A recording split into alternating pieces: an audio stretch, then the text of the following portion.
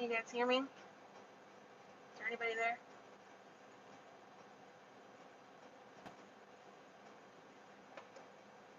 Uh-oh. Uh-oh. I don't know if we have anybody on the live stream. Nobody's chatting.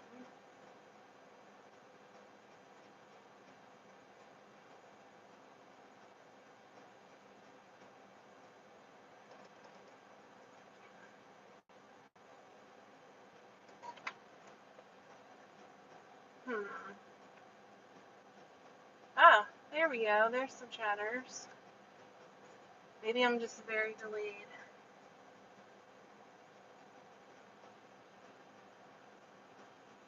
Here we go.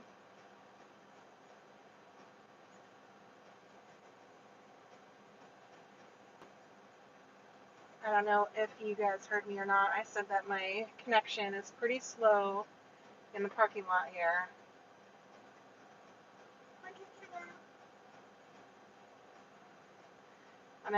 I'm in the parking lot of Red Bank. And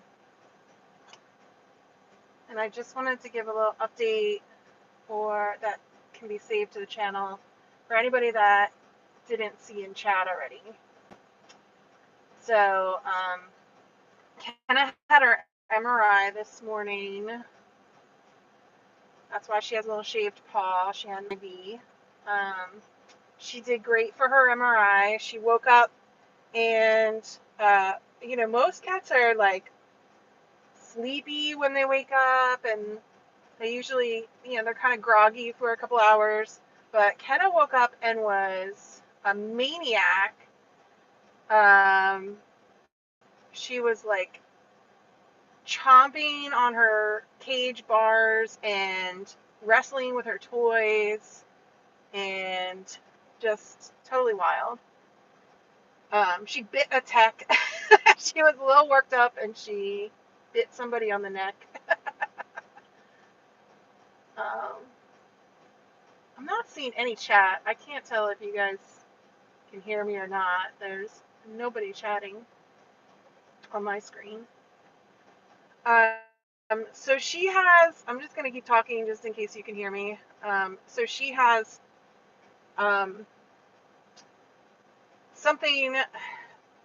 she has what's called hydranencephaly.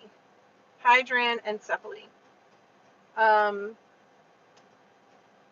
This is a condition that is pretty rare in cats. I'm curious to know, I didn't ask, but I'm curious to find out how rare it is. But there's almost no literature online about it, about hydranencephaly in cats. So it's, it's definitely something that would not have been diagnosed without the MRI. Now she just fell asleep. But the MRI very clearly showed that she has parts of her brain that never fully developed, so they just aren't there. She has missing parts of her brain, and which left like empty space, which filled with cerebrospinal fluid. So if you remember or you are familiar with Tate has what's called hydrocephalus, where her brain produces too much cerebrospinal fluid, and that actually squished her brain.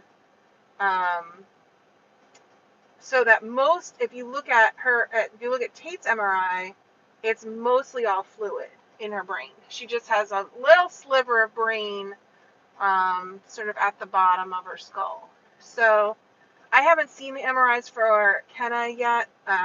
I have a copy with me, so I'll certainly look at those at some point in the next couple of days. But I imagine it'll be a similar image where a lot of her skull is filled with this fluid. The difference is that with hydranencephaly, I have to get used to saying that word. I'm used to saying hydrocephalus. So in hydranencephaly, she doesn't produce excess fluid. So, presumably whatever fluid has taken up the empty spots in her skull, that, that will remain filled, but she won't continue to produce excess fluid that builds up that pressure in her head. So, so there isn't that need for a shunt like Tate has to drain excess fluid, um, which is good news. It means that she doesn't require brain surgery. Um, it isn't as life-threatening, and to a degree, it's a much safer condition to have than hydrocephalus. So, so between the two, we certainly should be thankful, that she has this condition versus hydrocephalus. As far as, oh, now she's a little bit weak. As far as treatment goes, she's just going to remain on the 2 medications she's currently on, which is her seizure meds and omeprazole, which is typically used for hydrocephalus. However, its use is to reduce the amount of cerebrospinal fluid that's produced in a cat. And so while she's still growing, Dr. Glass wants to keep her on that omeprazole just to make sure that she doesn't produce too much fluid and have any kind of buildup while she's growing here. So that's just sort of a precaution. We'll keep her, hopefully, from having seizures or, mini seizures. That dose will increase as she grows, so I'm going to be in pretty close contact with Dr. Glass as she's growing and continue to update him on her weight, and we'll just keep her dose appropriate for however big she is. But there's no surgery planned. There's no further diagnostics. We do have a checkup in about, I didn't make the checkup yet, but in the next 2 or 3 weeks, she'll come back just as a recheck. I do have some additional questions for Dr. Glass, and, we'll see if I might wait until I see him next time, or I might email him, but I have a couple questions about, like, when she would be cleared for a spay, if it's okay for her to get vaccinations now, that sort of thing. As far as her lifespan goes, she is, an otherwise healthy kitten. She just has less brain matter than a typical kitten. So, she is predisposed to seizures, which we've seen.